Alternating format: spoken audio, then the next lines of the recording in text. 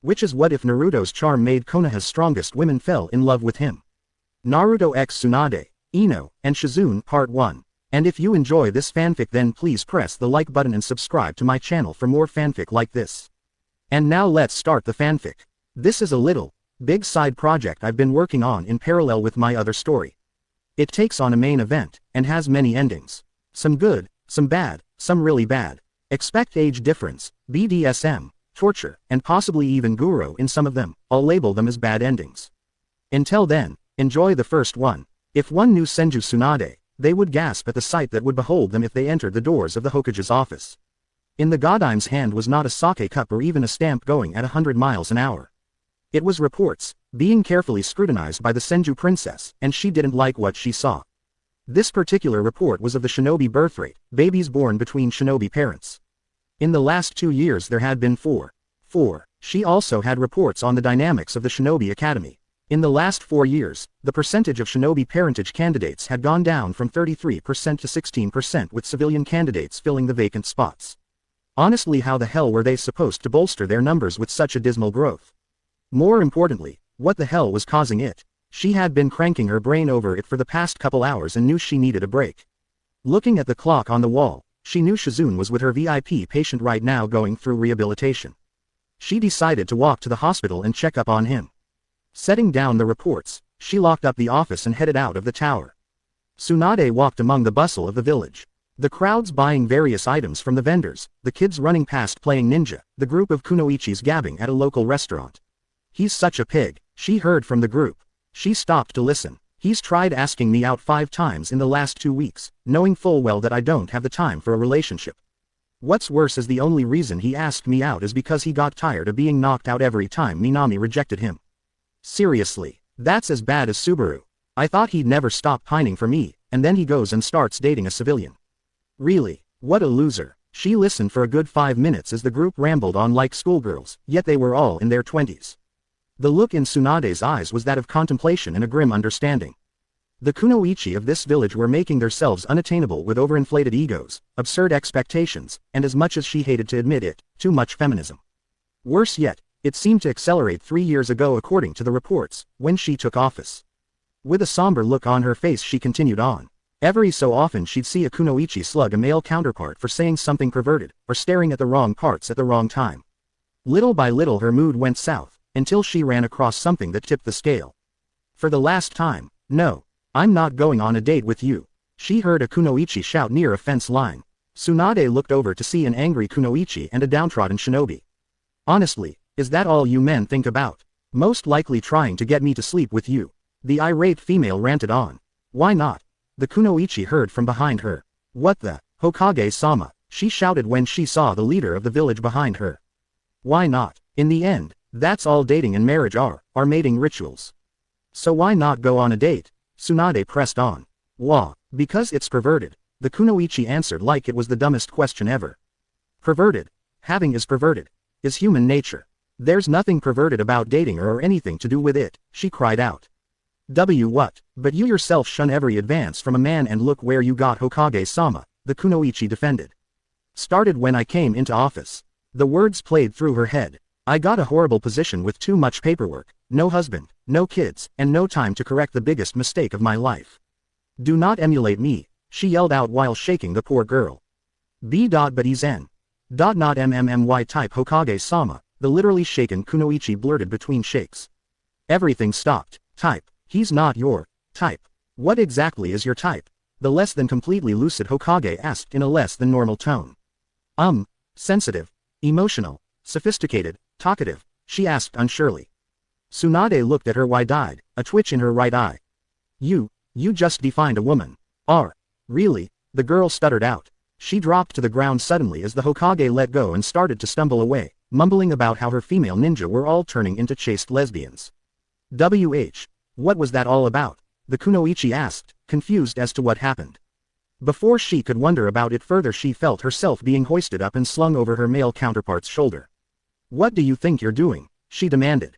"Taking you on a date," he answered simply. She started struggling. "I said no," she yelled. "You also said you want to be an old chaste lesbian with no children, and like hell am I letting that happen?" He retorted back. "HMPF," she pouted. She did not say that. Tsunade walked glumly the rest of the way to the hospital, her own words reverberating through her head. No husband, no kids, no time. She had a lover long ago, and when he died, instead of trying to find another after a suitable period of grief, she had wasted that time grieving for a man that was dead and gone. Even when he was alive, she had always been too busy worrying about her career and other people to have children. No, I'm not going to let this generation make the same mistake I did. They've made themselves unattainable. I have to crush that idea to dust, the wizened woman thought in her head, a determined look on her face. But how? These thoughts plagued her as she walked into the rehabilitation ward. She looked up to see 20 blondes moving around clumsily. It would have been hilarious was it not for the reason they were. Shizune, how is this helping Naruto? She asked the girl helping the original move around. Shizune looked up along with Naruto. If he can practice the Rasenshuriken with them, why not help with motor skills, she reasoned quite convincingly. Why didn't I think of that? Tsunade whined, her shoulders sagging. She looked to Naruto after a while. How are you doing, Gaki? She asked the teen in a caring voice. It's a pain, but I'm getting better at moving around, especially thanks to Nei-chan. Plus, I haven't seen a certain pink-haired bitch in days, so things are really looking up, he said seriously. That certain pink-haired bitch was the reason he had to relearn how to walk and move around.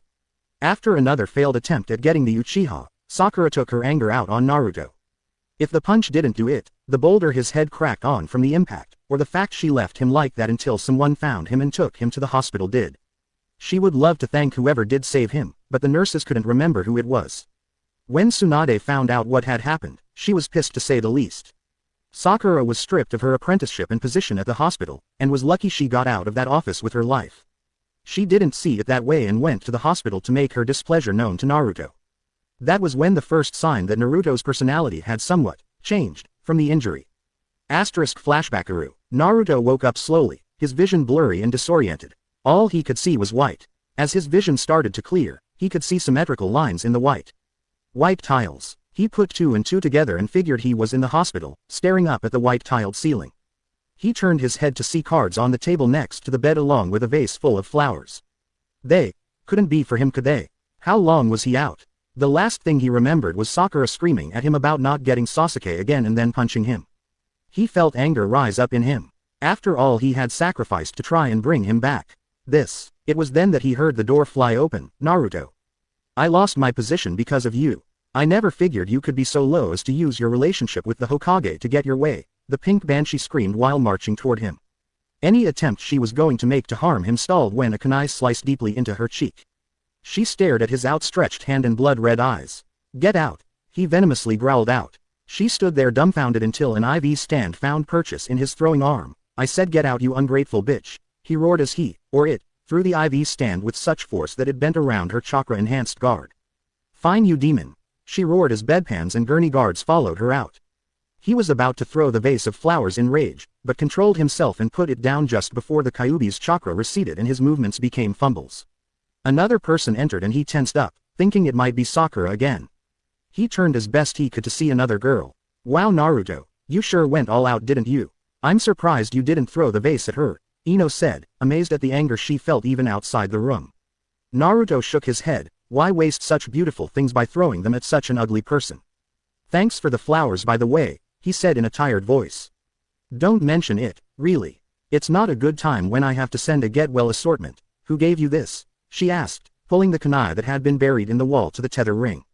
More importantly, how did you manage to aim well enough to slash her cheek when it has this big bow on it? She asked incredulously while marveling at the craftsmanship of the weapon. Naruto gave a bitter smile. Don't tell anyone, but I wasn't aiming for her cheek, he stated ominously. Ino put her hands on her hips, and you were talking about wasting such good things on ugly people. Naruto shrugged, it could be washed off. I wasn't talking about the kunai. Would she really have been worth the murder charge? She asked in a disapproving voice. Considering prior events, I'm sure it could have been turned into a self-defense charge, he said like he thought it through already. Dark, Naruto, very dark. I think, that's the first time I've ever heard you talk like that, she stated looking at him with concern. He decided to get off the subject. Well, some say that your sins shine bright in the presence of an angel, he said with a smirk. That completely floored Ino. Did Naruto, the clueless wonder, just flirt with her, and convincingly to the point of her blushing? She pointed at him. Okay, who the hell are you and what did you do to Naruto? She asked accusingly.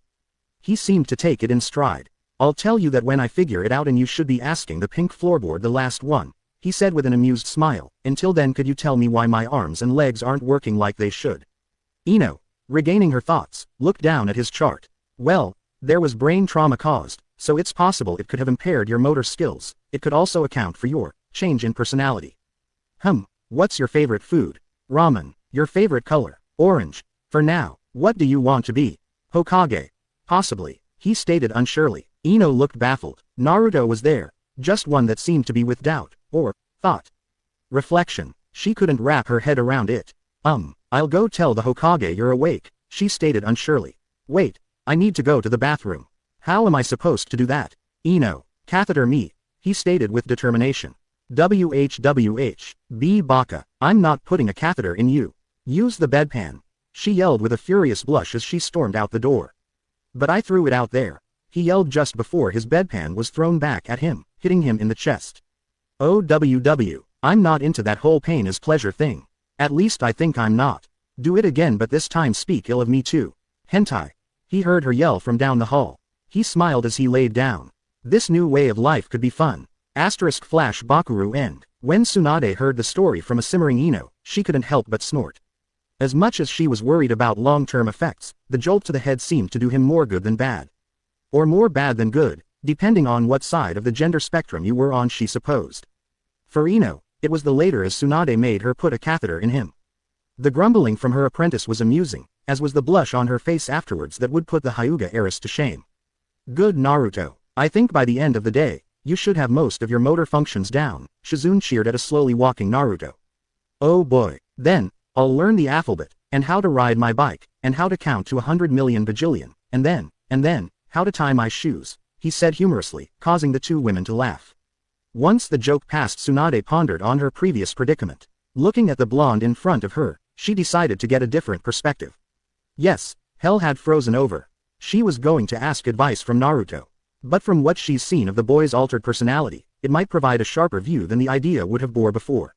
Shizune, I'd like to speak with Naruto for a little bit. You can clock off and notify the next shift to reorganize the rehab center, the blonde Hokage stated.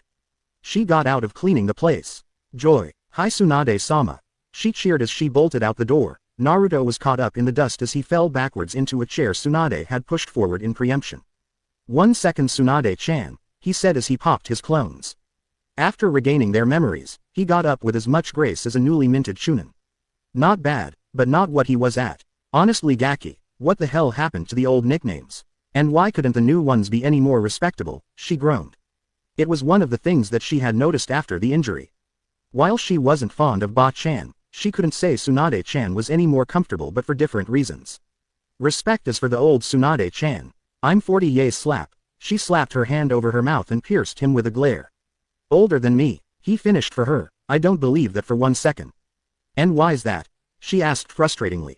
Seeing is believing, Tsunade-chan. You'll never see it, then I'll never believe it, he quipped. And until you start acting your age, young lady, you get stuck with Tsunade-chan, he said with his hands on his hips, mocking a stern parent. She just shook her head. Anyways, she exclaimed, clearing the conversation. I wanted your advice on something.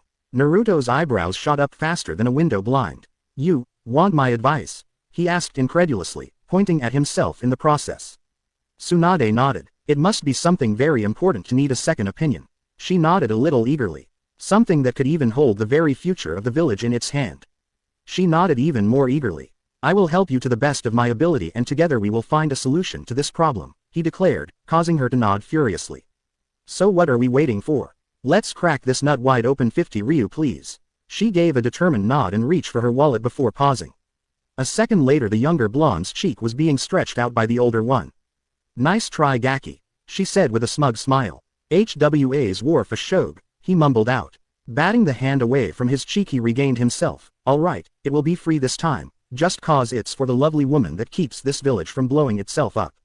She shook off the comment. Alright. Say there's a woman that, if together with a certain man, would make the most powerful shinobi the village has ever seen. But the woman isn't even interested in getting to know the man, or any men for that matter. What would you do? She finished her example. His expression took on one of deep concentration, staring past her as he thought of it. Then his eyes closed as he sighed, and looked back at her. Force her, he stated with conviction. Quote dot dot dot. Force her. That's your solution?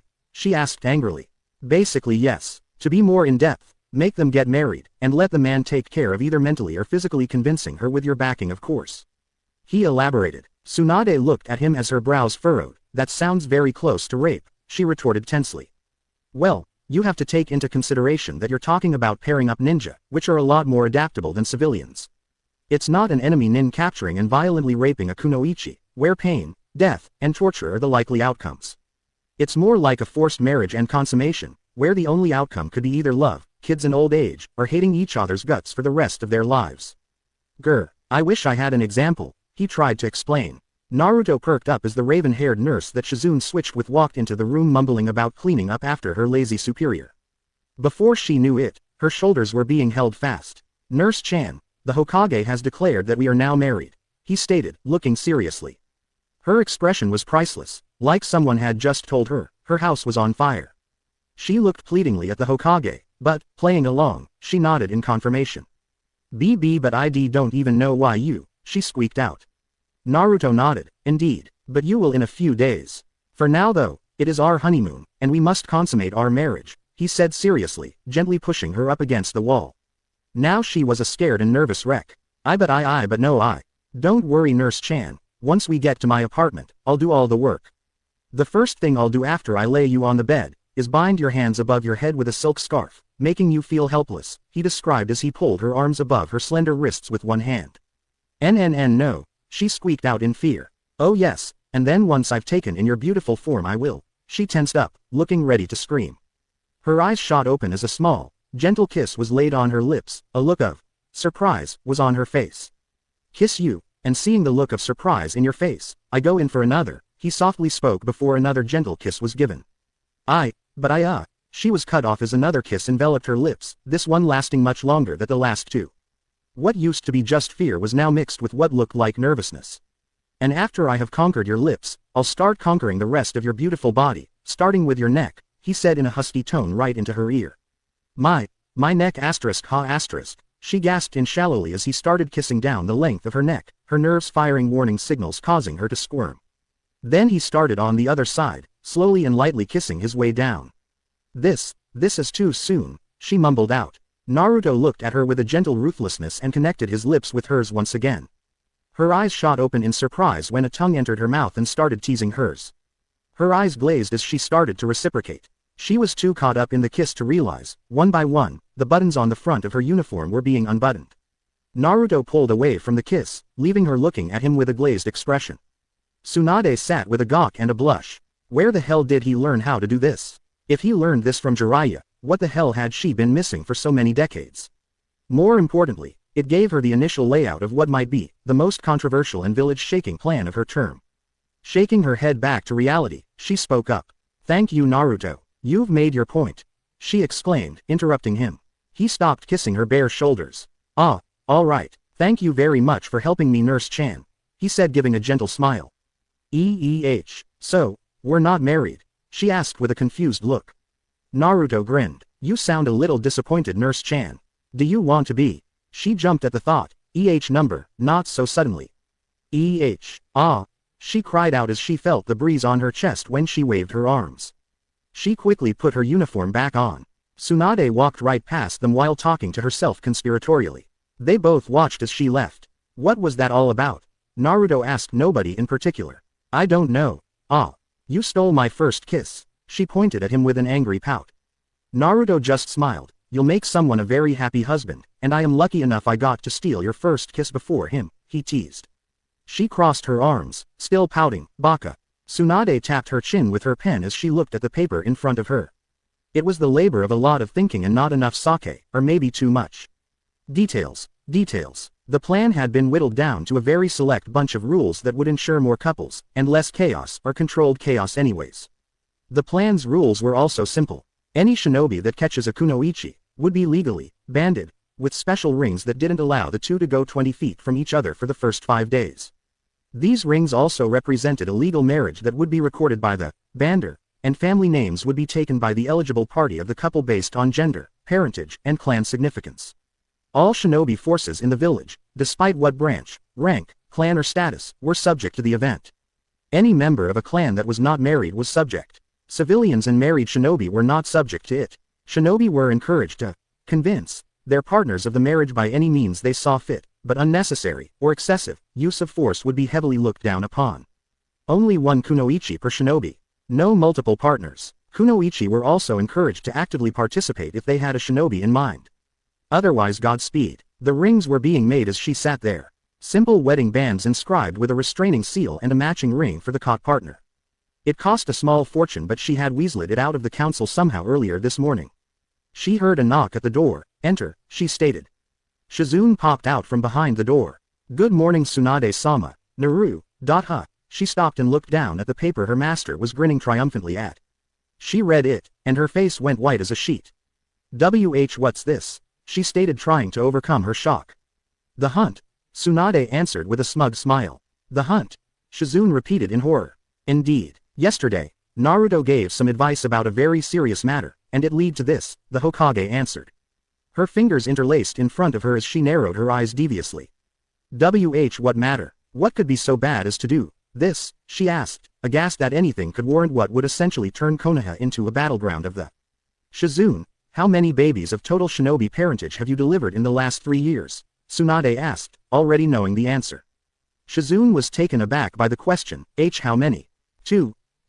She repeated in a more somber tone. Exactly. Also, in the last 3 years, we've lost 57 ninja.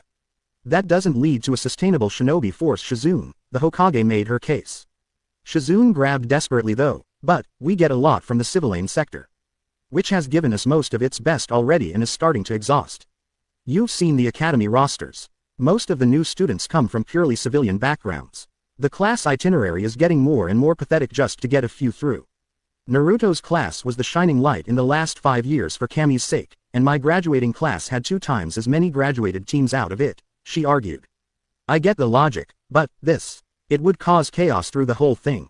And this rule, convince, you're giving them a free pass to basically rape them, she cried out in protest. The Hokage took it in stride. Naruto demonstrated otherwise on the nurse that replaced you. If he can woo a former kunoichi, why not an active one?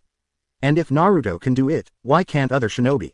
Though, I know some of the shinobi around here are less than honorable, which is why all the people on this list are going on a 3-day war exercise near the southern coast during the hunt. The Godime explained, sliding a list of ninja across the table, some of them very lewd characters. The Godime had thought this out. Who will be administering it? Shizune asked reluctantly. Anbu will be acting as the referees, that way as soon as one is caught, they'll be wed and recorded. I'm putting the full force on duty for the full day, so the day before and after they will all be resting, the female Sennin ordered. This alarmed Shizune. But our defenses would be down then. Who would be watching over the village? Shizune cried out at the prospect of the village being defenseless. Tsunade just waved her hand at this. Most of the other nations would be too concerned over the war exercise going on. Also, having Anbu gone for 2 days during that is a very small window of opportunity that nobody would have a chance to exploit. Not to mention, everything that is worth stealing to another nation will be locked and sealed. And on the day of the hunt, all but one gate will be locked up, she finished with a smug grin. Shizune looked perplexed, forgetting that she was totally against the idea in the first place. Why wouldn't you lock them all up? She asked. Tsunade looked to her side. I have my reasons, she replied cryptically before looking back at Shizune and pointing at her. You have a very important job as well during this. Shizune's shock was amusing. What? Me? Indeed Shizune. You are going to be in this office, announcing over the PA, the new couples as the tallies start coming in from the sector communication posts, also reporting sightings of groups of women trying to run from capture, she stated like they were herds of game animals or something. This sounds so wrong on so many levels though before thinking of something else. Wait, so if I'm part of this, I won't be a target right? She asked hopefully. You will be, the Hokage stated nonchalantly, shooting down Shizune's hopes, which she mirrored perfectly. Honestly Shizune, you're a grown woman. It's about time a man snatches you up, and ravishes you over and over again, the Hokage added, teasing the poor girl, woman. Besides, you'll be in this office, how many men do you think are going to try and barge into here to find a woman? She asked rhetorically. This made Shizune feel a little better. So, when does this hunt start? She asked, still not liking the idea of basically betraying her own gender. 2 days, it's convenient you came in when you did. Why did you come in here anyways? Tsunade asked.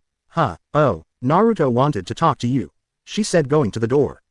Naruto, since when does he not just barge into my office when he feels like it? Tsunade thought curiously. When Shizune opened the door, no one was there. She looked quizzically out into the hall. Where did he go? He was here a minute ago. Wait, what if he heard about what you're going to do? She thought fearfully, as she turned back to the Hokage. Knowing him, well, maybe the old him, knowing what I've seen of the new him, hopefully he's picking out his prey, she said with a devious smirk. Shizune put her hands on her hips. Honestly, Tsunade-sama, stop acting like they're hunters going after big game or something. PFF'd, but it fits perfectly, hence why I called it the hunt, the Godime cried out. Shizune just shook her head. She would be hated by every kunoichi in the village in 2 days. Meanwhile, with Naruto, he had heard everything. The plan, the details, everything. And he was ecstatic. The old him might have been aghast at the idea and called the Godime a major pervert. The new him knew to not look a gift horse in the mouth.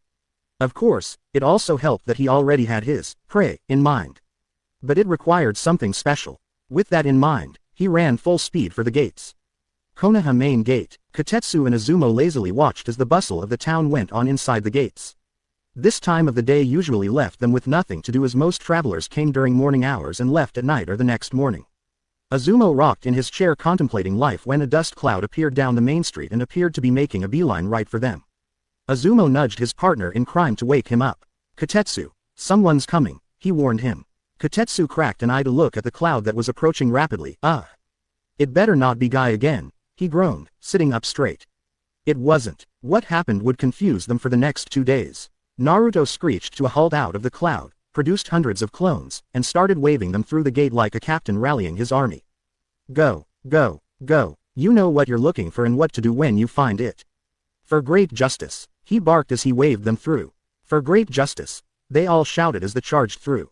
Kotetsu and Izumo were wide-eyed and dumbfounded at the scene of hundreds of Narutos charging out of the gate as if they were on a warpath. They flinched when Naruto whipped around and stared at them with a mad look before instantly appearing in front of them. Izumo, Kotetsu, I have a time-sensitive objective, gotta be quick. Don't panic, I'll be back in no more than 2 days, and then, his face took on a horrified look before starting up again. Quickly, before there's still time, he thundered. Kotetsu and Izumo were scared shitless. Hi. 2 days, got it, Izumo shouted as he rigidly waved him through. Naruto was a flicker in the distance an instant later. Izumo and Kotetsu looked on before breathing a sigh of relief. What the hell was that all about? Kotetsu cried out as he flopped back into his seat. If it had Naruto that freaked out, it must be not only imperative, but downright life-threatening. Izumo replied as he fell in his chair as well.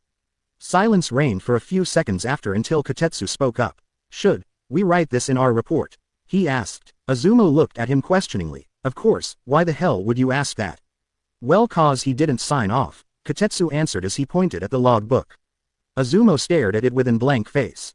We're not going to write this in our report, he stated, contradicting his previous statement.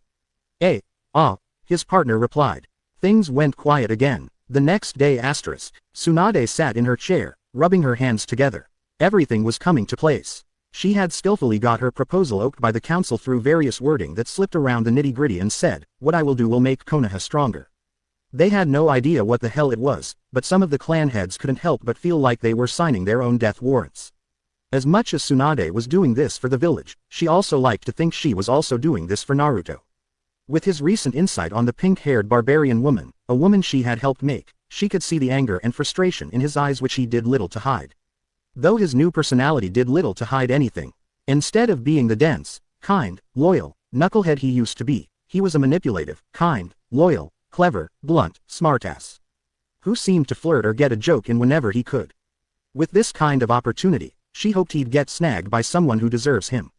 Her nose crinkled. Speaking of the brat, what the hell was he doing? She got reports from a few Anbu that he was screaming in panic at the gate guards about an objective and 2 days, amongst a bunch of nonsense that seemed to get him waved through the gates. She let it go seeing as it was obvious he was gearing up for what he heard, but she still wanted to know what the hell, or who the hell he was going after. Somewhere in an unknown base in an unknown land. I've finally done it. A pale, snake-eyed man hissed as he danced around like a little schoolgirl. His right-hand man stared at him as a twitch came to his cheek. Seeing enough of his master's dance, he decided to find out what it was. You finally did what, Orochimaru-sama? He asked, interrupting the man's happy dance. Clearing his throat he splayed out his arms. After years of research, I have created a real age regression formula. Biwahahahaha. He trumpeted before laughing maniacally. Kabuto stared incredulously at the snake Sannin. How do you know it works? He asked, immediately being directed via finger to a playpen with a bunch of toddlers in oversized clothes in it. So that's where the evening guard went. It's at the perfect concentration to turn myself into an energetic 20-something-year-old, and I have enough for one last. He stopped after pointing at where the formula used to be. No, where is it? He screamed looking around furiously. Kabuto just pointed at the open door. A box with legs came in, took it, then ran away. He stated simply. You fool, why didn't you catch it? The Sannin shouted. The same reason I don't catch the flying bathtub behind you or the caterpillar with a duck's head wrapped around your leg. Orochimaru's shoulders slumped. You're high again, aren't you? Kabuto snorted. Again. Silence filled the room until a bitchy voice called, Oi, Orochimaru, I wanted butterscotch, not Rocky Road. And this cheap knockoff soda tastes nothing like the real thing.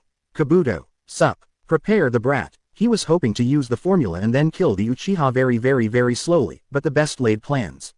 About damn time. Kabuto grumbled as he walked out the door to do what his master asked, but, personally, he was a few days away from taking the initiative.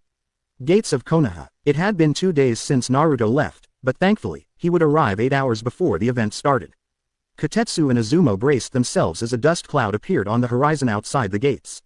Moments later Naruto screeched to a stop in front of them. I'm back. Objective complete. He yelled before popping 2 clones. You know what to do. Get to it. He ordered, getting a mock salute from the clones before they leapt away. What the hell is this all about, Naruto? Izumo asked, finally confused enough to ask. Naruto looked straight at him for a few seconds before asking, do you have anyone you'd like to have a family with, Izumo? The question threw Izumo for a loop. What? That's secret. He answered lamely with a blush. Keep her in mind because in a few hours, it might actually happen, Naruto replied. Izumo and Kotetsu were wide-eyed as Naruto walked back into the village. Kotetsu turned to his friend. What the hell do you think he meant by that? He asked. Izumo just shook his head, still staring at Naruto's retreating figure.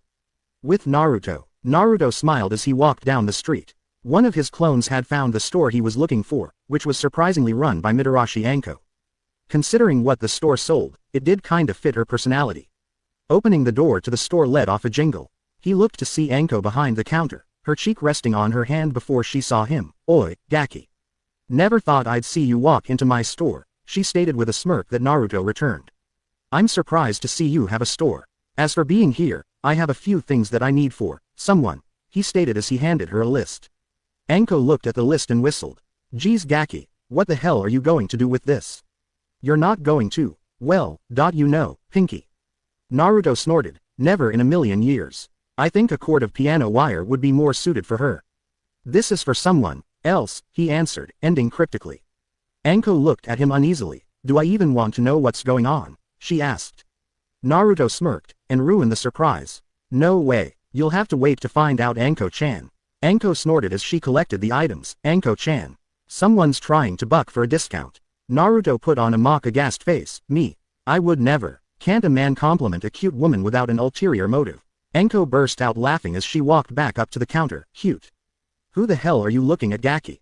Naruto's brows furrowed. There's plenty of cute things about you, he argued.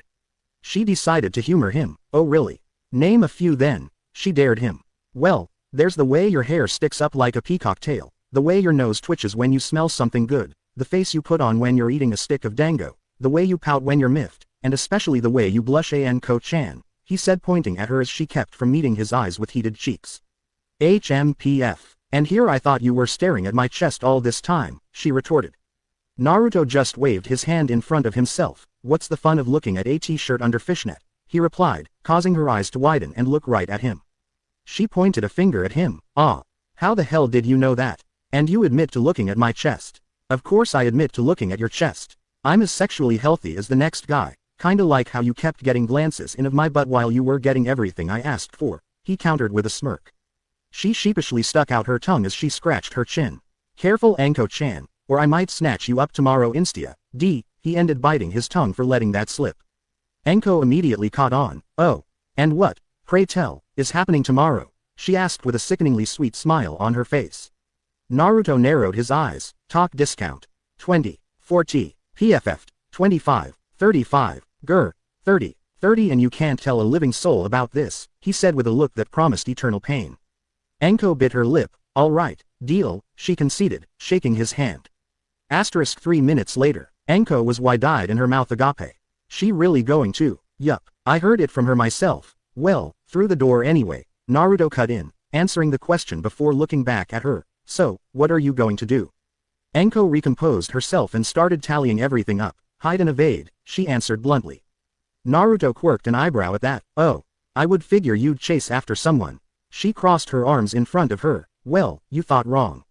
In fact, don't come here tomorrow without a wedding ring on your finger or a snake will escort you out, she threatened. Hi. Still it's sad. I wonder who's gonna bag Iruka-sensei, he asked as he walked out the door, something hitting it with a dull thud after it closed. 45 minutes to 0 hour. Tsunade looked around the office. Her entire Anbu force of 130 were there standing in front of her, on the ceiling, on the walls, on the couch, in the windows, in her chair. Get out of my chair lazy, she yelled as she shooed the Anbu out of her chair and took her place behind her desk. What I'm about to tell you is going to happen in less than an hour, and that your part in this is a standing order. 5 minutes later, Anbu were known for keeping their cool and not showing any emotions on the clock. What they were just explained took all their discipline and threw it in the shitter. Tsunade looked at the aghast faces of some of the female Anbu, who had not realized their masks had fallen off due to the shock. Any questions? She asked. A purple-haired one, who was actually the Anbu commander, finally piped up. This has to be some horrible joke, right? She asked with a disgusted voice. Tsunade closed her eyes. Kat-san, you're the strongest Anbu in my forces obviously. Obviously, yet you have no children, no husband, no boyfriend, Tsunade continued, looking at Kat-san. Gee, that's personal, Kat defended. No it isn't, because it's the same problem happening all over the village, Tsunade sighed. It's not like I'm celibate or anything. I'm just waiting, worrying about your career, looking for your true love, looking for someone that's not perverted, or just simply waiting, Tsunade cut her off. Yet in this business, nothing waits long. Hayate and Asuma proved that, the Hokage stated without regard to the feelings of Kat. That was a low blow, Kat gritted out, her shoulders shaking. But necessary. If this plan works, we should see a considerable jump in our academy graduates in little over a decade. If we don't, we condemn ourselves to the trickle we have coming out. How many teams graduated last time? She asked, fully knowing the answer. 1, Kat mumbled, her feelings were torn, which Tsunade could see in a lot of the Anbu. I'm not telling you to condemn them to death. Think of it as just arranging a lot of marriages. Then she thought of something that might change their minds. In fact, for every couple that are confirmed banded by an Anbu, he or she will get 750 Ryu added to their, already, B-rank mission pay. That got a lot of attention, prompting some of the male Anbu's masks to fall off. The prospect for making a hefty sum in a day with little work could always change someone's mind. Tsunade then turned her attention to the Anbu captains and commanders, and you will be given S-rank pay for cooperation in relaying real-time information back here.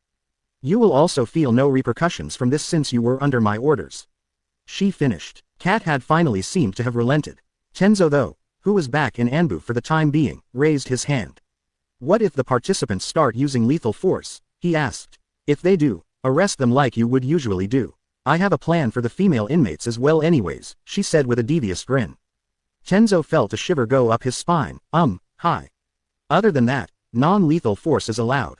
After all, who better to have a child with a strong kunoichi than the stronger shinobi that defeated her, she stated enlighteningly.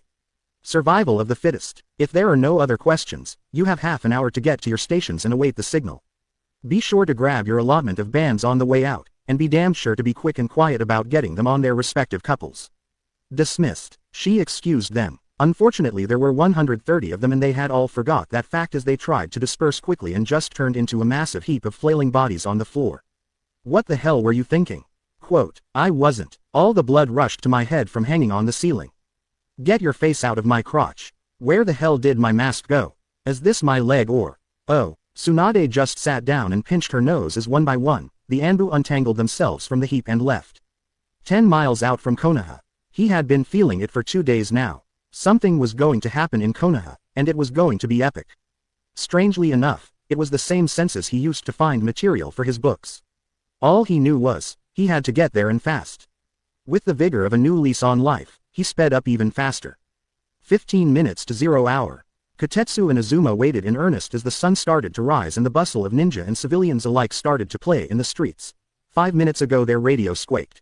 All village gates were to stand by for further orders from Brass Hat, which was the Hokage's call sign.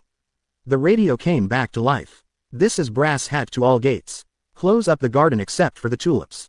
Carry out and confirm. Kotetsu and Azuma went wide-eyed. She wanted to close off all the gates except for the west entrance. They just opened the damn things. Regardless of their own opinions they knew it had to be done. Azuma made a low whistle and 2 Anbu appeared to help seal them up. Kotetsu could see the civilians looking at what they were doing with confusion. A minute later, the gates were closed and seal-locked. Azuma then made his way back to the radio. At the Hokage Tower *, a radio console meant for wartime or invasion, that usually was hidden behind the devious wall, was now brimming with reports from different gates and Anbu teams. Pansies to Brass Hat, the gate is shut. Roses to Brass Hat, the gate is shut. Tiger lilies to Brass Hat, the gate is shut. Black cat to Brass Hat, all teams in position. Sunflowers to Brass Hat, the gate is shut. Tulips to Brass Hat, the gate is open and awaiting orders. Tsunade picked up the mic. This is Brass Hat to Tulips. Defensive position. Orange. They can check in but they can't check out. These orders stand for the next 24 hours, she ordered. Roger that Brass Hat. Defensive position. Orange in effect for the next 24 hours. Tulips out. Tsunade looked up at the clock. 30 seconds remaining. She looked at Shizune, who looked about ready to puke from anxiety. Tsunade smirked. Shizune, just think of all the babies you'll get to deliver in the coming years. She enticed the woman. It didn't compensate totally but at least she didn't look like she was going to blow chunks anymore. Tsunade looked back at the clock.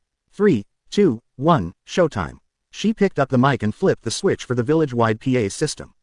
Konoha streets. By now, confusion was evident through the whole village. All the gates were locked. More confusing yet, more so for the ninja, was the amount of Anbu around the village.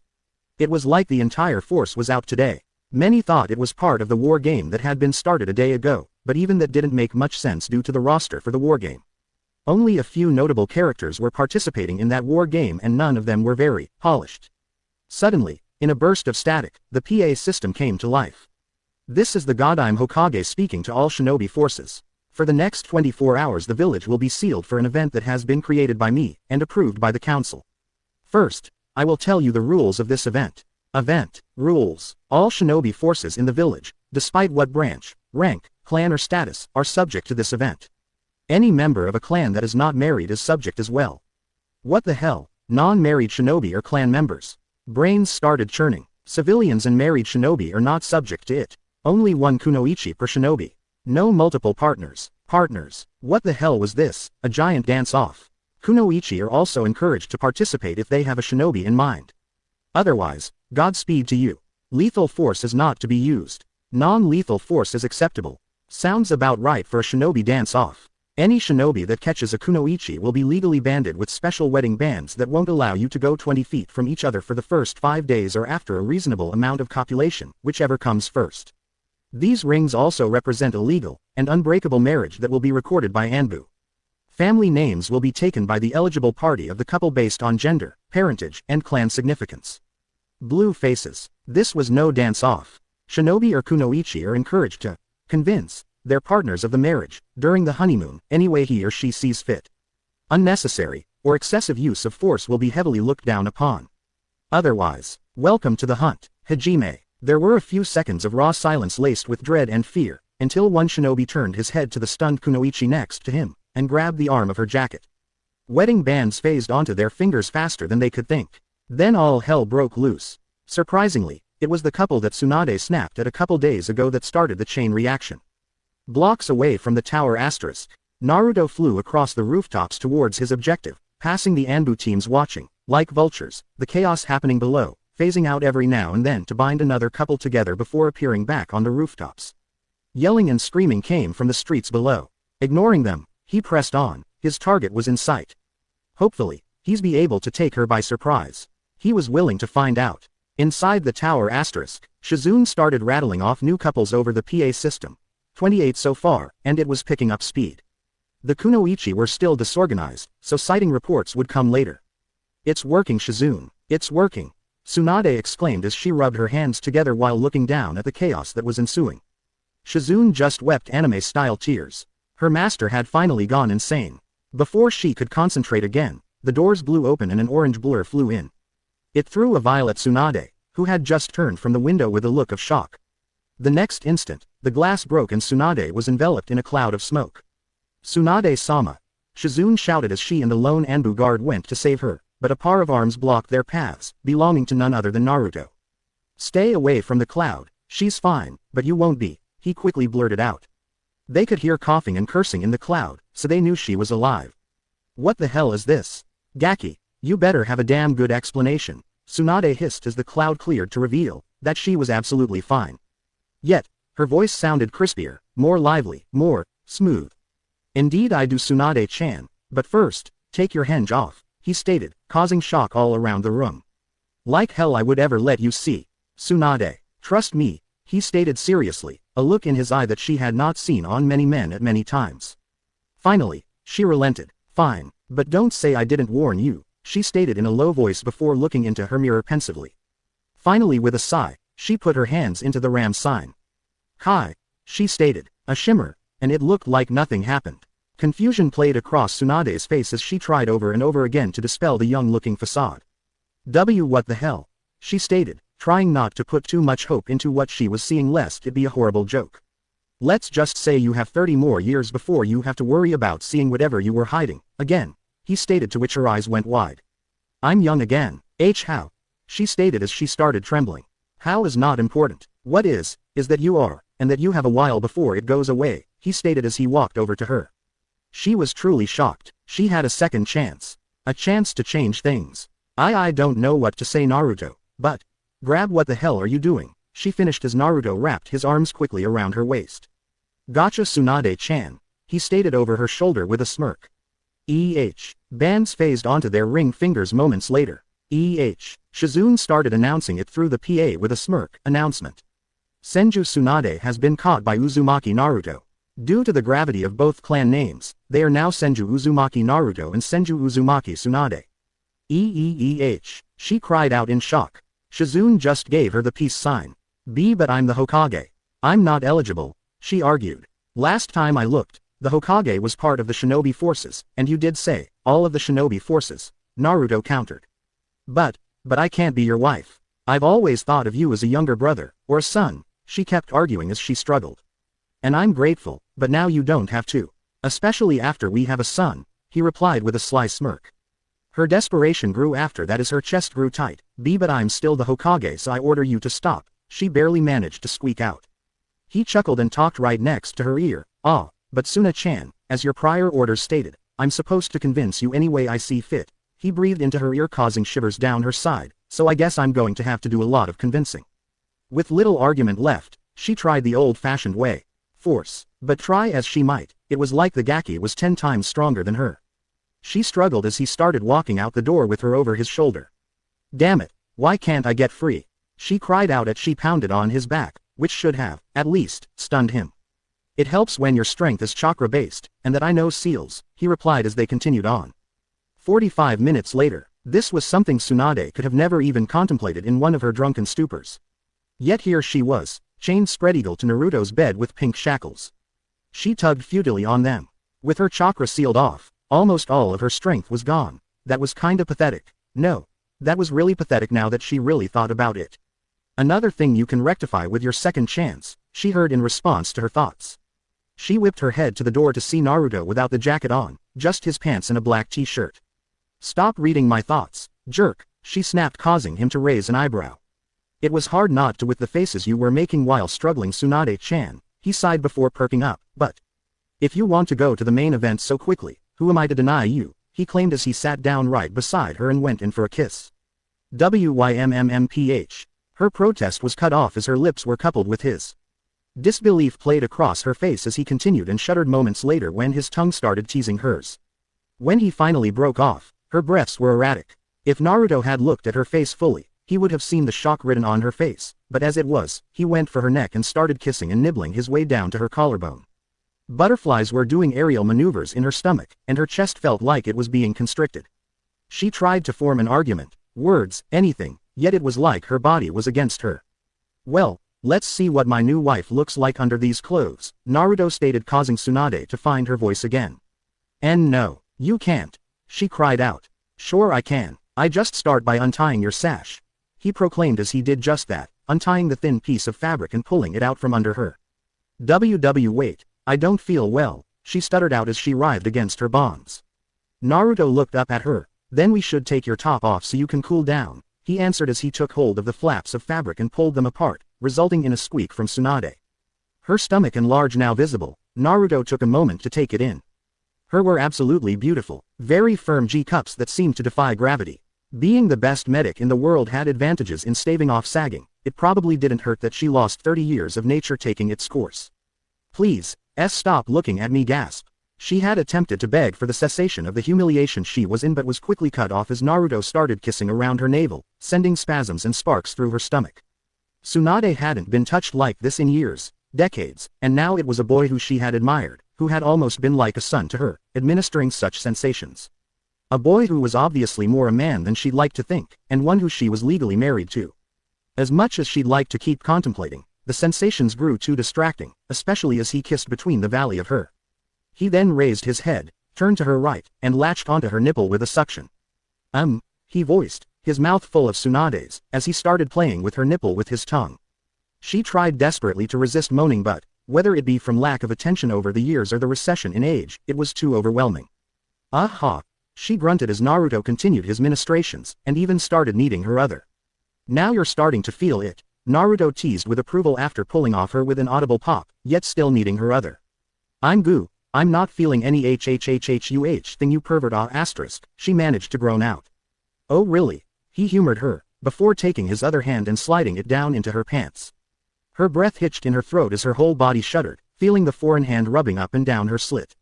Naruto then pulled his hand up. Then what's this, naughty girl? He asked as he showed her his hand covered in juices, splitting his fingers apart for emphasis as is threaded out. Tsunade was horrified by the fact she was getting turned on, her mouth quivering but never forming words. Finally, Naruto decided to speak. I think it's about time we see the rest. But it wouldn't be fair for me to see you and you not to see me, he said as he pulled off his shirt, leaving him barricaded in front of her. He was more of a man than she'd like to think. While not built like a bodybuilder, his physique was perfect for his line of work, toned and tanned skin rippled with underlying muscles. She gawked as he pulled down his pants as well and threw them off the bed. Being his doctor, she had seen him stripped down to his boxers many times before. Hell, she had seen his internal organs almost as many times, but in this situation, she couldn't help but gawk. Realizing what she was doing, she quickly looked away. Why not look, Tsunade-chan? It does belong to you, just like you belong to me, he stated with a smile as he produced a kunai. We don't belong to each other and we can't be doing this, she protested with as much strength as she could muster.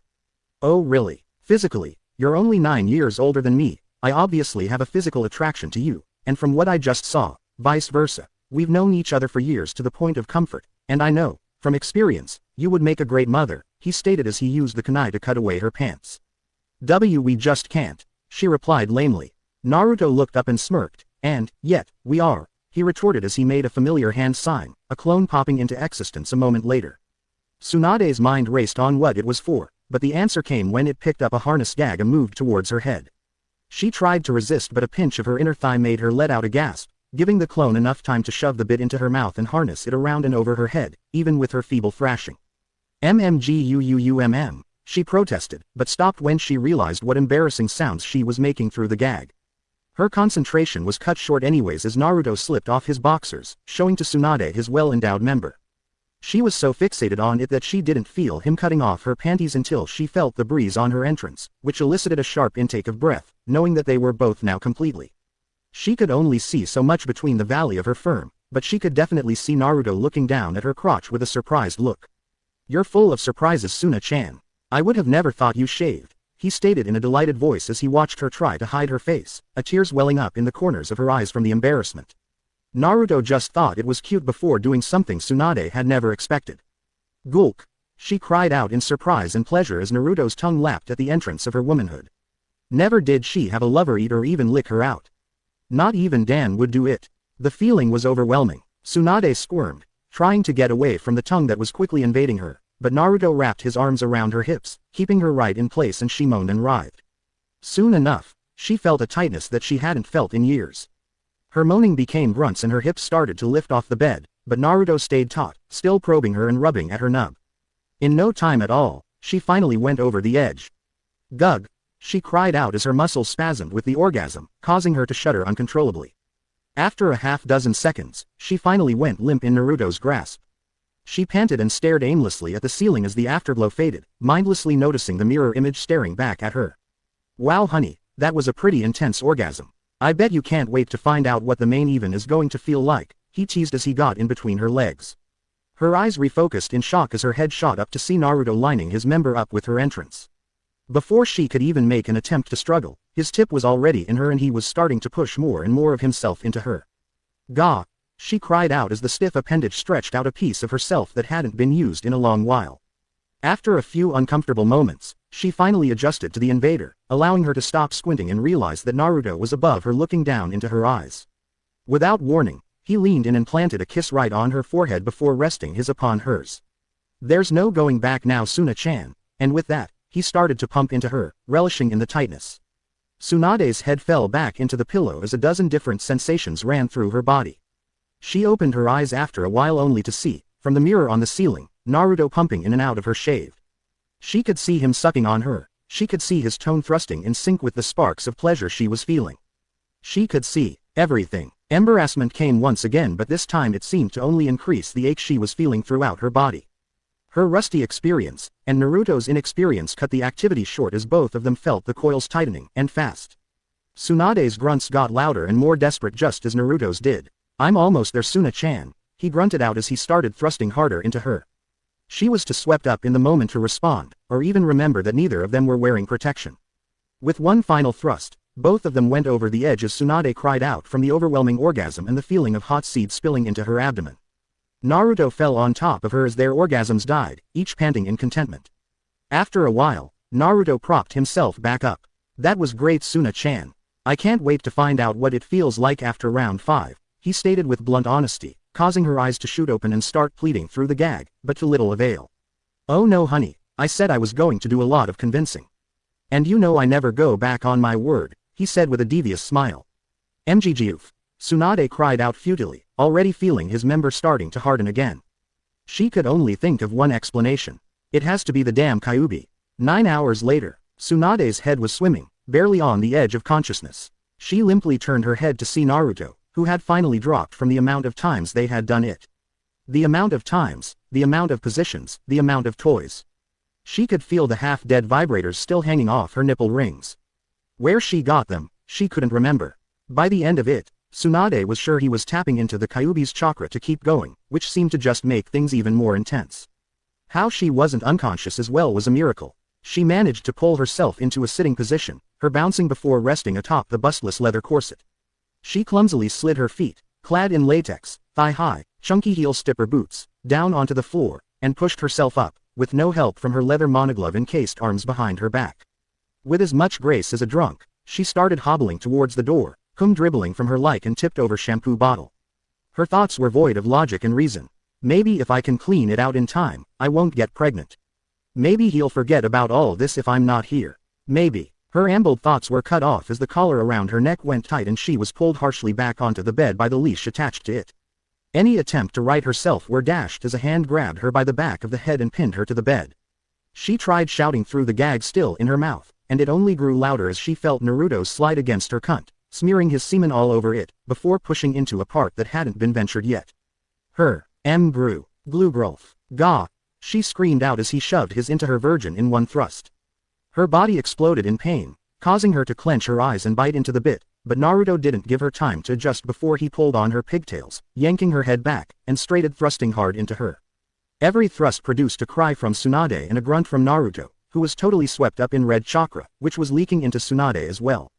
Her cries quickly became half and half between pain and pleasure as Naruto pulled her into a standing position and thrust even harder into her, almost causing her boots to leave the ground. Tsunade started feeling a coil tighten, a big coil, a really big coil. Her cries became sobs of pain, confusion, pleasure, and need, as Naruto sped up. With a battle cry worthy of a Biju, Naruto shot wave after wave of cum into his new wife's ravaged, causing her humongous coil to snap. Tsunade's eyes went pinpoint as she screamed bloody murder from the orgasm that went through her entire body, resembling more of a seizure than anything. With it, Tsunade finally was granted the loss of consciousness that had eluded her the last 9 hours of unearthly pleasure. The next thing she awoke to was a warmness that enveloped her from the chest down. Her eyes fluttered before gradually opening to take in her surroundings. She could see steam wafting in front of her from what looked like a pool. She finally deduced she was in the hot springs.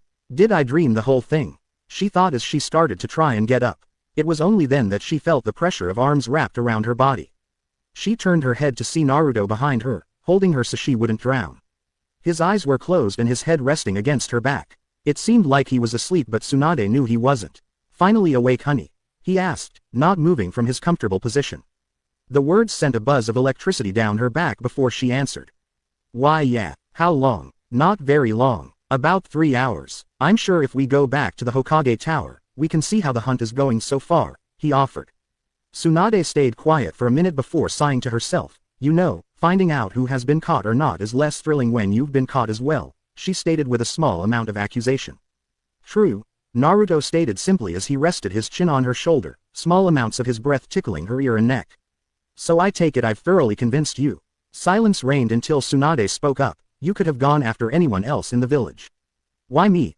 she asked with confusion evident in her voice. Naruto firmed his grip around her. "You remember when we were taking you back to the village and you kissed my forehead?" he asked, and felt a nod. "That was the first intimate contact I've ever had. Despite the age difference, I kinda grew a crush on you after that." Naruto had a crush on me. Tsunade though with surprise before he continued. "Every headlock, hug, healing, and argument just made the crush bigger. But I kept it to myself. Then when you started seeing me as a son instead of a brother, I was happy for a while, until I started seeing the sadness and regret in your eyes. At first I thought it was against me, but after a while I figured out what it truly was. The fact that as much as you'd like to think of me as a son, I wasn't really your son. You regretted not becoming a real mother." Guilt played across Tsunade's. He hit the nail right on the head. "Naruto, Then, something struck me. I think it had pink hair." He cut her off with a joke before continuing. "And then you came up with this wacky plan of marrying off the Konoha forces through a mass pillaging, and with my newfound look on life, I saw the perfect opportunity to help you rectify your biggest regret. Now you can be a mother, and," he paused and his hands rubbed her stomach. "Now, you are," he emphasized. The past 12 hours came back to her in full, remembering that he had unprotected with him for 9 of them. With a shaky hand, she activated her diagnostic jutsu and hesitantly brought it to her belly. Being the continent's best medic, Tsunade could track a pregnancy to the very moment it happened, and she was doing it now, because there was an egg. 7 hours since fertilization and starting to cleavage, her expert mind kicked in, the rest of her reacted differently. Naruto could feel Tsunade's shake worsen. The thought that it was anger only glanced across his mind before he admonished himself for knowing better. Then a sniffle came, followed by drops of water hitting the pool. "I'm going to be a mother," she croaked out as the tears came full force with the flood of emotions that led it. Naruto turned her to the side in his lap and put her head on his shoulder while she cried. "SSSH, you're going to make a great mother, honey," he reassured her as he rubbed her shoulder and placed his chin atop her head. She should be livid with what he had done, to the point of destroying him, but she wasn't. In fact, from all the pleasure and the final result, this was the best day of her life. 2 of her biggest regrets were gone. She was having a baby, and she was married to someone she could learn to love in a different way. As her crying turned into sniffles, she lifted her head off of Naruto's shoulder to look at him with a determined look. "You better take care of me, husband," she stated with a tone that left no room for argument. He gave a genuine smile back. "You, our child, and later, children. That's a promise of a lifetime wife," he stated with conviction. She returned the smile in kind, before she pulled Naruto down and locked her lips with his.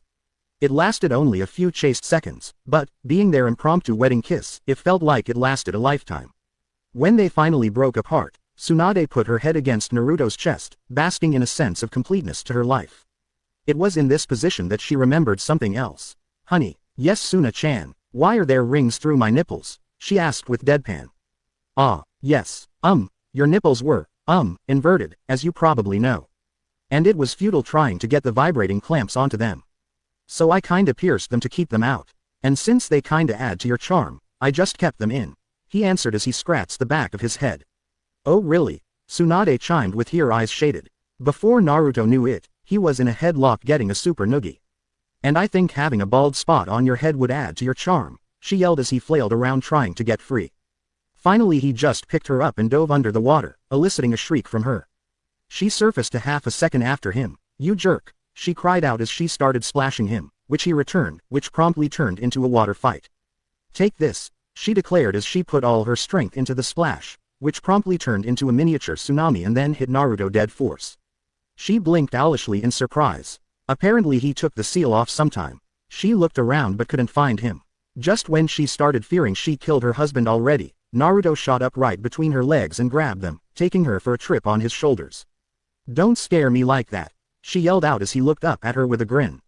Trust me Tsunade, it would probably take a crate of explosive notes strapped to my head to kill me off, so don't expect widow's pay for a half a century at least, he joked. Stuck with you for 50 years. Goody, she nipped back in sarcasm. Now let me down, it's cold up here. I hear cold does great things to the female body. Gee, then maybe you should be up here too. Naruto shook his head in disappointment. Unfortunately it doesn't work too well for men. In the end you get something that looks like a shrinky dink. Tsunade burst out laughing before retorting, then maybe it will actually be a normal size for once. Naruto mock harumphed, you love it and you know it. She stretched his cheeks, that because I don't have any other choice after you got done. Their playful bickering kept on until they were quietly sitting side by side in the waters, contemplating what would be their new lives. Naruto, Tsunade spoke up. Thank you, she stated honestly. Naruto smiled, yet scratched the back of his head as well. You're welcome, but you probably won't be thanking me in the next 9 months. She looked at him surprised. Oh, why not? Even though I've never personally experienced it, I doubt pregnancy is that bad. Naruto chuckled nervously. Don't know, but I do know you're going to hate some of the sacrifices you have to make. Like, no drinking during the pregnancy. Tsunade went pale, and even afterwards, you're going to cut down because you have to set an example for our child, Naruto chided. Tsunade wept anime-style tears. You made me young just to torment me, didn't you? She whined. Any answer was cut short as another couple came into the springs. See, I told you this place was practically desert, Tsunade. Naruto, a familiar voice bellowed. Ero Sennin. Quote, Shizune, Tsunade cried out in shock. Hi guys, Shizune stuttered out. Indeed, almost Jiraiya was carrying an almost Shizune bridal style, brand new wedding bands adorning their respective fingers. Jiraiya, what the hell are you doing going after my student? Tsunade chastised. Jiraiya harumphed, I could ask the same thing to you, Tsunade. Oi, he went after me, not the other way around, she defended as she pointed at a grinning Naruto. Then I taught him very well then, haven't I? Just as you've trained Shizune equally as well. So we can both congratulate ourselves on teaching each other's future husband and wife, he stated triumphantly as he and Shizune slipped into the water. Training our future spouses, that sounds so wrong, Tsunade grumbled. So, how did it happen? Naruto finally asked. Jiraiya opened his mouth to tell the tale, probably trumped up on chivalry and romanticism, but Shizune curtly cut him off before he could start. He burst into the office looking for Tsunade. When I told him she had already been caught, he started charging out to kill the man. I grabbed him to tell him it was Naruto, and before I could let go again, we were banded. Silence reigned until a snort came out of Tsunade, then both her and her new husband started laughing their asses off. Way to take the initiative, Shizune, Tsunade proclaimed as her laughter died down. But, Tsunade became serious. Now that you're married, Jiraiya, and to my apprentice no less, you sure as hell aren't going to continue gallivanting across the continent for your spy network anymore. Jiraiya sighed. Yes, I know, Tsunade. I've been looking into training a replacement since AIM. I'm getting too old to be keeping up with the new generations, he admitted. Both Tsunade and Naruto shivered at that. Flashback. Jiraiya hand finally accumulated enough natural chakra to summon Ma and Pa. He slammed his hand on top of Gamaken's head to perform the summoning, but there were two things that Jiraiya had forgotten. 1. Summons were selected not by age, size, or experience, only by chakra level. So if you tried summoning the most powerful toad, you would get the one with the biggest amount of chakra.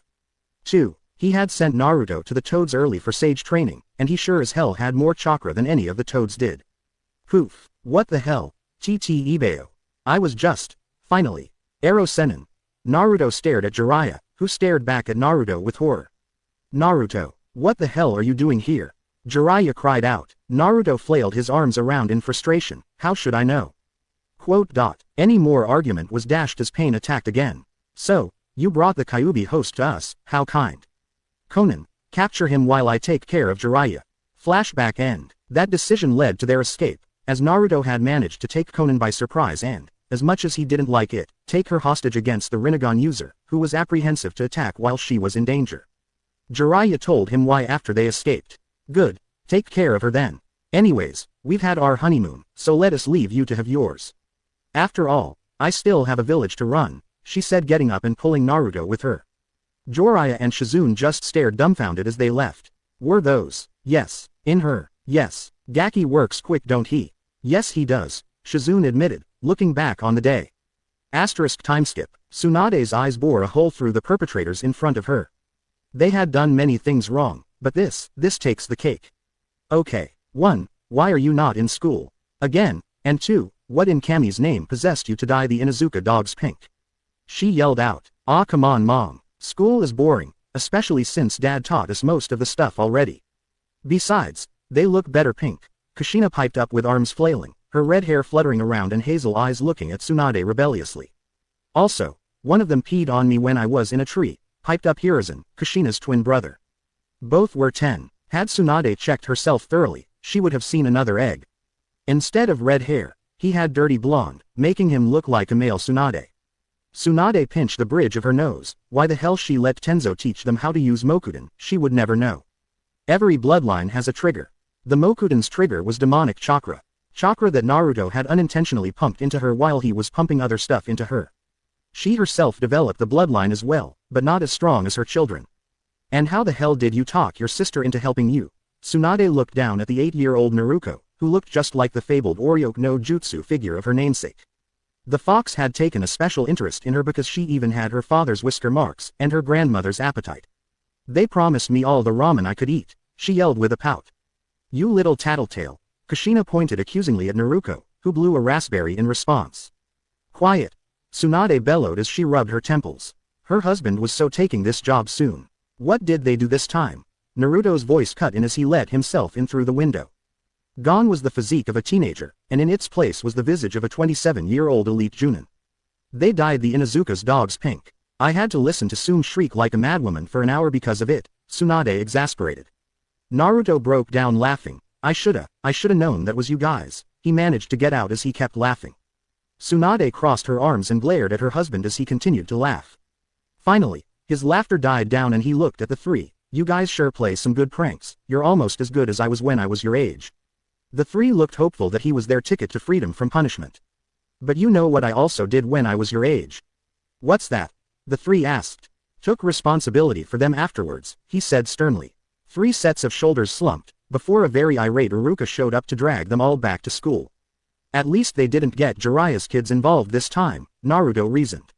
True, we're really going to have another one of those hell's pawns, Tsunade teased as she looked down at her inflated belly. 5 months in. Naruto nuzzled her neck. Yes we are. Do you regret it? Tsunade snorted. Not in the least. Just wish they didn't have to grow up so fast so we need another one to coddle. Naruto smiled. I also helps that we have 3 clans that we need to restore. But, when you're ready to stop, I'll support it wholeheartedly. Damn right you will, Tsunade half threatened before there was a knock and the door opened. A 8-month term Shizune waddled in. Gomen Tsunade-sama. But, the academy just sent a message saying my children have played hooky, she explained. Tsunade's eyebrows rose as Naruto turned to the window to pop some clones for a search. He froze mid-hand sign. I think I found them, and so much for our kids not getting yours involved. Tsunade's eyes widened as she swung around and looked out the window. A silent scream played on her face as she looked at the Hokage monument, with all the heads now sporting green snot coming from their noses and anime-style tears coming from their eyes. Tsunade was about to scream out the window but Shizune cut her to the chase. Minato, Kagura, you two are in trouble, she roared as the once waddling pregnant woman burst out the window with force that shocked even Tsunade. 2 forms flailed around on the ends of ropes in front of the monument before making their escape from their angry mother. You are so taking this job soon, if only to have your face up there for some brats to paint on, Tsunade deadpanned, to which Naruto nervously chuckled. Omake. The Hokage's entire force of 130 Anbu were in her office, such a small, cramped office, with so many people in it. One Anbu with a tanuki mask got an evil idea. It was unladylike and improper, but hell, she was raised by the Inuzukas, so to hell with it. She put her idea into motion. This is going to be epic, she chuckled. What's going to be EPIAAARRGH? Oh god, what's that horrible stench? Quote, "Who the hell died? Open the damn windows. They're blocked by Anbu. You are Anbu." 129 Anbu and one Hokage wretched, cried out in agony, held their breath, waved their hands fruitlessly, and tried to light low-level fire jutsu in a room that negated them. One laughed like a rabid hyena. As quickly as Naruto could, he jumped back away from the cloud that would surely regress him to a glint in his dead father's eye. So quick was he to get out of the cloud, he collided with someone that held out their arms to soften the blow from the human missile. The Anbu. A loud crash came from the door as the two barreled through it and into the wall adjacent from it. Shizune poked her head out to see the damage. "Thanks for the save," Naruto groaned. "Don't mention it," the Anbu said in a strained voice. Mostly because Naruto was laying on top of him. Shizune started healing them, oblivious to the reactions in the room. A few seconds later found most of their bruises gone. "Honestly Naruto, what the hell is the big rush?" Shizune chastised, but any answer was lost in the following proclamation. "We're younger." 3 sets of eyes looked into the room. 3 sets of eyes widened in horror. 3 sets out mouths cried, "Oh god, my eyes, retreat," before stumbling over each other trying to escape the horror. Out in the streets of Konoha, Naruto simmered as he trudged along the road, listening vaguely to the cackles of men that were chasing their fleeing quarry. He knew he shouldn't think like that, but it fit so damned perfectly. Though, sometimes it wasn't the males doing the chasing. A perfect example was the man slung over the shoulder of a 6 feet 3 inches tall, dark-skinned Amazonian-looking woman that had just passed by. "Lucky bastard," Naruto proclaimed audibly. "Then take my place." "The body," man shouted. "No, why not?" Quote, "'Cause I wanna be the man. But I wanna be the man too." "Good luck with that," Naruto yelled as the, not man, and his new wife rounded a corner. He could hear obscenities being directed towards him until they finally faded away. With a chuckle, Naruto continued on his way through the village. He felt his mood lighten a bit as he turned left at AT section in the road. That good mood went away. Only after a couple blocks of walking down the road, he came upon dozens of men laying on the ground, groaning and trying to crawl away from the monster that had downed them. "Take that, you perverts. My heart will only belong to Sasuke-kun," it roared as it downed another passerby that was actually chasing after another kunoichi entirely. For the love of God, Naruto couldn't fault himself for finding her attractive when he was younger. She was hot, but his younger self was emotionally retarded, never seeing the inner beauty. Hers was uglier than sin, which negated the physical beauty tenfold. Suddenly, the monster's green eyes shifted towards him, boring into his own. Her visage of rage twisted into an even deeper one, uglying her expression even more. Then, she charged. Naruto's teeth grit, and instead of doing what he had for the past god knows how many years, he charged as well. "Bring it on, you whore." While Naruto was stronger than any person in the village, and could slap away the monster like an annoying bug, he was still recovering his reflexes and motor functions, so imagine his surprise when he found himself in an indecisive battle with the monster. She punched. He dodged and roundhoused. She jumped and did an aerial axe kick that left a large crater. Naruto jumped from his position on the edge of the crater and leveled a flying kick at her face. She ducked and tried to retaliate. It went on like this for a good 8 minutes, with the monster turning the road into moonscape. And then they found themselves locked in a stalemate, grappling the other's arms and pushing for dominance as they bore holes into each other's eyes. And then 2 rings popped onto their fingers. And everything stopped. Naruto turned to see an Anbu running away, saying something about Uzumaki Sakura, and his stomach twisted in a knot. His eyes darkened as his thoughts did as well. The monster gawked at the ring on her finger, and then roared for the world to hear. "You baka, what the hell did you get me into? I don't want to be the wife of a demon like you. This is all." She kept ranting and raving as Naruto's mind concocted a plan so twisted and evil that it could, ironically, be called demonic. Deciding to cut off the banshee's rant, he leveled a glare at her. "Shut up, Sakura, I know how to get the bands off," he shouted, which stopped her dead. "Then what are you waiting for? Get them off," she yelled. Naruto popped a clone with half his chakra and nodded at it, since it already knew what to do. It then quickly left towards its target. "What the hell are you doing?" Sakura demanded before Naruto leveled another glare at her. "Preparing. I need supplies to do it. We're going to do it at my apartment so nobody interferes," he growled at her through his teeth. "Oh great, I get to walk into your shithole of a." "Whoa, slow down you retard," she roared due to him walking towards the apartment without her, which activated their rings and started dragging her along by the finger. Meanwhile at Anko's kinky kunai, the Naruto clone walked into the store and quickly flashed the ring at Anko, who had numerous kunai in both hands ready to throw at him. Her shoulders relaxed visibly. "So I take it you succeeded, Gaki," she asked with a grin as she set the kunai down. Her grin melted off her face when she noticed his seething yet distant expression. No, Sakura, he finally spoke, laced with contempt. Enko became uncomfortable, which was surprising for the woman considering her past. I don't have any piano wire, she replied back in a small voice. Naruto stood there staring at her for a while with an unreadable expression, then his eyes started shifting around the store as he walked up to the counter. That's all right. Death isn't an option anyways, unless I wanted to go to jail for a very long time. I need something a little less fatal. A little, mind you. I need something that. He leaned on the counter during his pause and stared into Enko's eyes with a very dark look of commitment. His mouth moved but no words were spoken, yet Enko heard it clearly. Enko gave a sigh of resignation before looking at him again. I have one thing that I picked up from T&I that some of the employees said should never see the light of day. Mind you, most of those employees were women. She advertised with the seriousness of a businesswoman. Naruto's eyebrow quirked. Do tell. Enko went on as she beckoned him to follow her into the back room. It was made by Ibiki's predecessor. Let's just say she makes Ibiki's tactics look like a job interview. She also had a knack for creating the devices she used. She apparently called this one the dosilator. She led him towards an object in the middle of the room that was covered with a brown tarp. With a yank, she pulled the tarp off, displaying a very deceitful-looking device. How much? Naruto asked quickly after seeing the device. Enko looked at him before turning away. 1,000 ryu, around $100. I doubt anyone else would use it for such noble purposes. Boot. She drawled out before leaning in and whispering in his ear. He smirked. Deal. I think she would be delighted at such an opportunity, he replied as the clone popped 2 clones of his own. Once they handed her the money and packed the machine up, they picked out a few other items, then made their way to Naruto's house full bore to get set up before the original and his wife got home. With a little creativity, they got done 5 minutes before Naruto and Sakura started up the stairs to the apartment complex. Good God, how has this place not fallen to the ground yet? I doubt even demons would live here.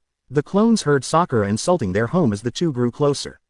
With a few pops, there were now 5 of them waiting inside the house. Naruto finally got to the door, unlocked and opened it, and moved to the side. Ladies first, he grit out. Sakura did so. Damn straight ladies first, though it's a shitty gesture coming from Yohei. Get the hell off me. Stop. She screamed as one clone slapped a chakra suppression seal on her and the others tackled her to the ground. The real Naruto sighed. Honestly, Sakura, you have the danger sense of a lemming. Sakura was too busy trying to keep her clothes on, which the clones were forcefully tearing off her. It only took one pull and a yank to expose her puny tits for the world to see as she screamed then cried when they started ripping off her skirt and shorts along with it. She would have covered herself with her hands if one clone wasn't dedicated to wrenching her arms back into a monoglove. Once she was buck with even her sandals missing, the clones started forcing on a different attire, including a posture collar, a bustless corset that did nothing to accentuate her mosquito bites, knee-high ballet boots with black stockings and garters, and the pièce de resistance. Sakura screamed, cried, and then shut up as a large rubber, yet hollow, phallus was shoved into her mouth.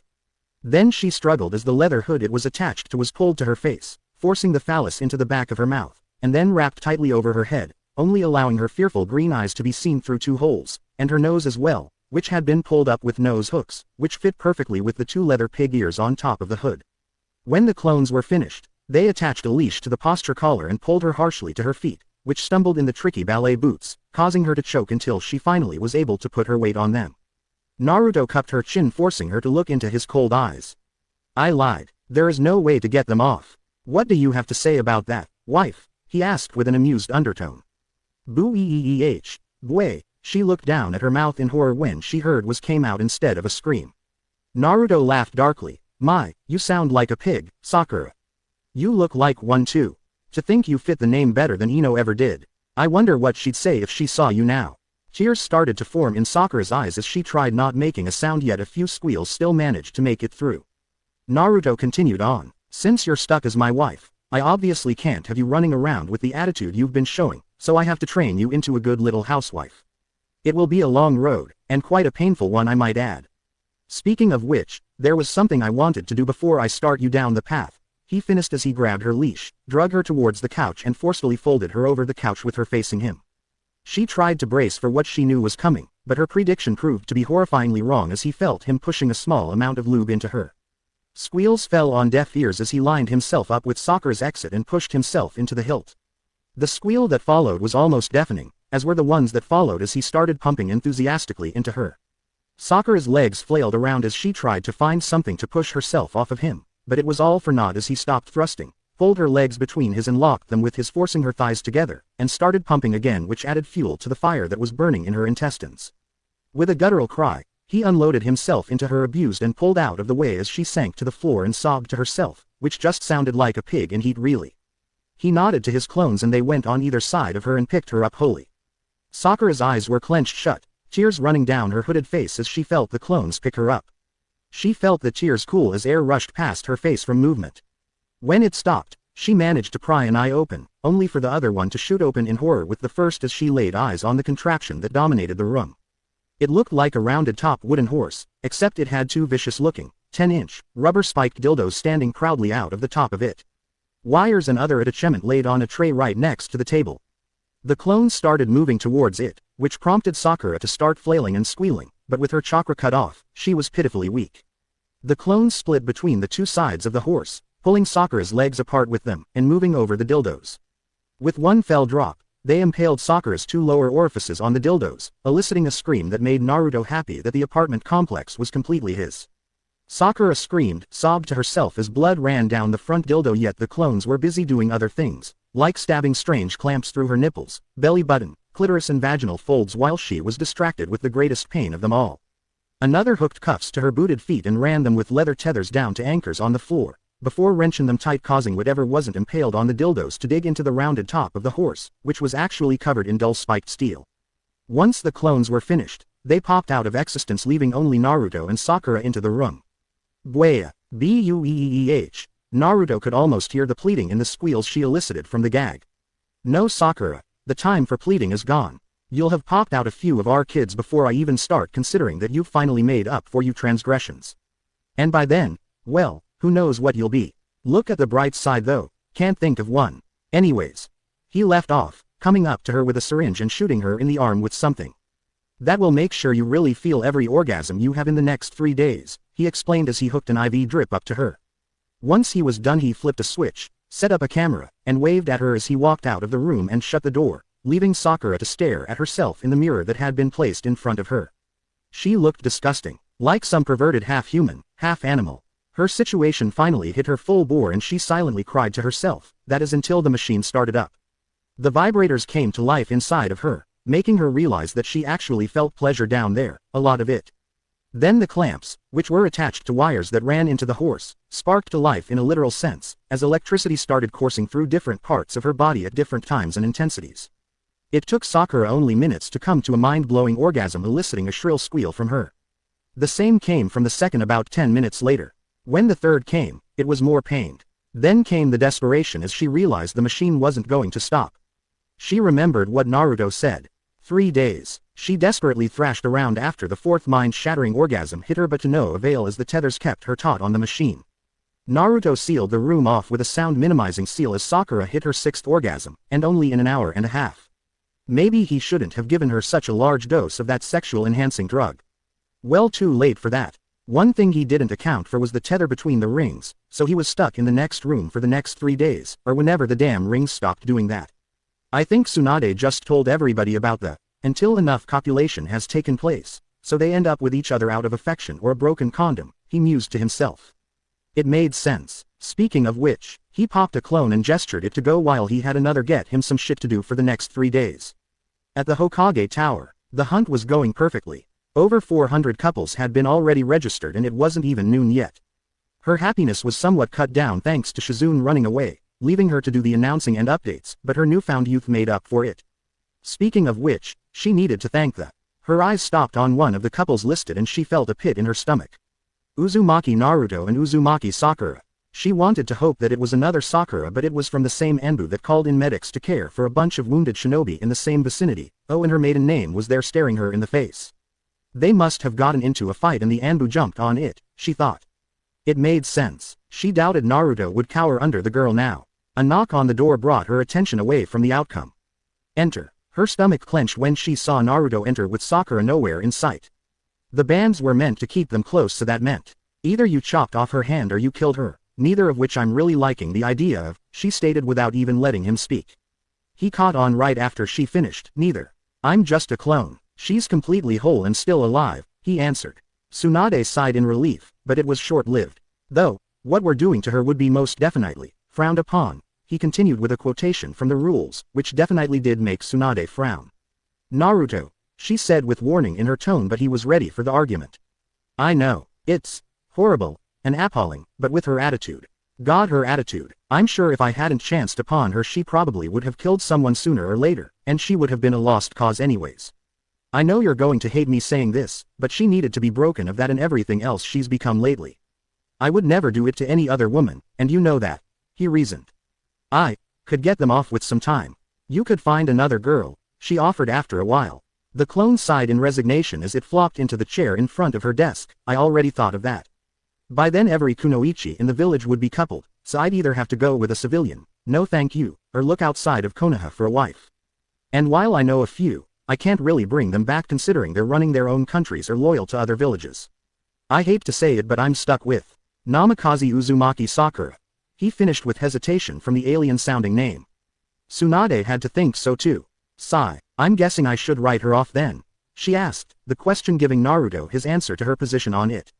Yeah, she's going to be busy for the foreseeable future, and after that, I'll doubt she'll be in shape to go back into the shinobi forces. Tsunade had to ask, even though she didn't want to, what exactly are you doing to her? The clone scratched the back of his head in nervousness. Well, Enko sold me this machine that was made by Ibiki's predecessor. Stop. I don't want to hear any more. I knew that woman and what she did, and I'll spend the rest of my life wishing I didn't. She cut him off with a sick look on her face. Oh, then, sorry I made you life longer, he apologized with question. It brought a welcome deviation from the current conversation. Speaking of which, while I am forever grateful for the second chance, why did you do this? She asked, pointing at herself. Well, who do you think I was going after when I burst into the office, and made you only 10 years older than me? He asked with a bashful look on his face. Tsunade had the decency to blush at that conclusion before a coy smile joined it. Uzumaki Naruto, what would your mother think of you going after an older woman? She mocked, crossed her arms. If she was as much like me as I've heard, she'd probably approve of a daughter-in-law that can kick, and would expect grandkids all that much sooner. Tsunade and Naruto laughed at that idea because that's exactly what would have happened. Well, it's a nice feeling to know I was the target of a guy so much younger than me, but you were too slow there, buddy boy, she said as she got up and poked him in the nose. Guess it's Nei-san from now on then, he replied. Nei-san now is it? You're too young to call anything else, and I don't think Ero-sennin would appreciate me hitting on his wife, he said with a cheeky grin. Tsunade chuckled. I can live with that. So Jiraiya's still Ero-sennin. Naruto laughed. That's the beauty of it. He can be Ero-sennin at any age. Where is he anyways? He wanted to do something special for our honeymoon. It better not be anything too perverted. Too perverted? Well, I guess it is your honeymoon. At least you two finally got together. Anyways, I'm almost out of chakra. A quick question. How long does this stupid tether between the bands last anyways? Tsunade quirked an eyebrow. A week. Why? Already looking to get away from Sakura? No, but I'm stuck in the house for the next 3 days while Sakura is enlightened. Quote. I know I'm going to regret asking, but what was its name? The docillator poof. Tsunade shuddered. Tsunade knew that woman all right. She was one of the first called to apprehend her after it was found out she snapped and started interrogating Leaf Kunoichi she kidnapped from their homes. She was also the one tasked with tending to the victims. While one of the less lethal things she used, it had a nearly 100% success rate in doing what it was made to do, even to an Inuzuka, as morbidly surprising as that was. She'd have to make sure it was destroyed after all this was done. Back at the apartment, 580 orgasms later, Sakura stopped making shrill squeals halfway into the second day, to the point Naruto took off the muffling seal to even hear if she was making a sound. The great thing about that concoction he injected into her was the way it inhibited loss of consciousness from either fainting or falling asleep, so if she wasn't making a sound, he knew there was something else wrong. Yet, he was able to hear the shaking, grunting squeals coming out of her as her will kept diminishing with every orgasm that came around. And finally, it was time to see the labors of his work. When he opened the door, it was like an orgy took place in there. It reeked of sweat, juices, and urine. Seeing the size of the puddle on the floor, he had to wonder just how many times she did lose control of her bladder. He brought 2 clones into play and had them untie Sakura. Her binds seemed to be the only thing holding her up, because as soon as they unfastened her legs and retracted the dildos into the horse, she slumped to one side before bonelessly falling off into the ground. Naruto walked up to her and crouched down. He turned her onto her back and trailed his finger around in front of her eyes, watching as the dead green orbs clumsily followed. At least she's responsive. I don't want to turn her into a vegetable, he thought as he pulled all of her sweat-laden outfit off of her, picked her up bridal style to get her cleaned up. Time skip. It was quiet in the kitchen of the Namikaze household, as Sakura made dinner, though that in itself was an effort when her kept getting in the way of her arms. Thanks Naruto's ministration, they were twice the size of her ex-sensei's. Her hair was down to her once again, and the skimpy little china dress she wore around the house did little to hide her curves. Needless to say, her appearance kept her from leaving the estate too often out of whatever humility and shame that hadn't been crushed during the first year of her marriage, especially when she found out that Anko had made a fortune off of videos of her taming. Though, she wouldn't think of it that way. With 7.5 kids to look after and her husband usually busy in the office, she had plenty to do right at home. It's not like she had any friends to hang out with and her parents were distant for some strange reason. Oh well, suddenly a pair of arms wrapped around her and groped her massive, causing a grunt of discomfort from Sakura as she dropped the ladle. Oh, they're swollen again, she heard her husband say from behind as he continued to fondle them. One of the side effects of his previously stated ministrations was that Sakura has been lactating non-stop since before their first child. Naruto's solution to the problem. Looks like you get another time out on the milker, he chirped. But I'm making dinner Naruto-kun, she stuttered out as Naruto wrapped a collar around her neck. One of the maids can finish it, now come, he ordered as he yanked on the leash he attached to get her to move. 5 minutes later, they were in front of a door in part of the basement. This Sakura can't say she hates much anymore, but she absolutely hated the machine that came into view as Naruto opened the door. It looked like an inverted leather-padded Y, with 2 holes in the base. With the experience of repetition, Naruto had her dress off in seconds and her arms back in a glove. He pushed her forward and guided her swollen udders into the 2 holes in the Y, and strapped her legs down to the bends and neck to the end. With the pull of a lever, the Y turned horizontal, letting her hang towards the floor. He pulled a hanging pair of latex panties down and shoved the integrated vibrators into her before strapping the panties around her waist. With all the prep work done, he pushed a button and the whole contraption came to life, causing moans and grunt from Sakura as she tried to hide her face. Naruto was too busy pulling up the 2 milkers from the floor to notice, and attaching them to her swollen nipples. In only seconds, milk started being pulled from her. There you go, see you in an hour or 2 Sakura, he stated, before giving her a smack on the then walking out of the room, shutting the door behind him. Sakura had little to think of between orgasms while half her volume was sucked out of her, and lately, those thoughts were of her just ending it.